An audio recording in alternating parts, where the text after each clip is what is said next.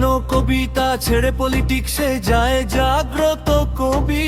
কেন কবিতার চরণে বলতেই হয় আমি আখেরি কবি?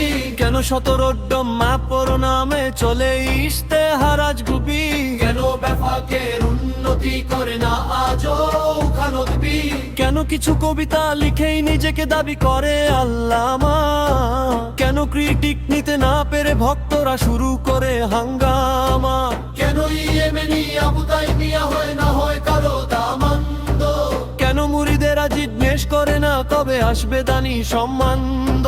কেন আসিফ আদনানরের টাকা খায় আমরা পাই না ভাগ? কেন শেখ ইয়েমেনি ফিওদর পড়লে মুরিদেরা দেখায় রাগ? যদি মোরান রায়হান সত্যি পোষ করা দে ছেড়ে, কেন তাহলে ভাইরাল কমেন্ট ভাসে ফেসবুকে হরে ধরে?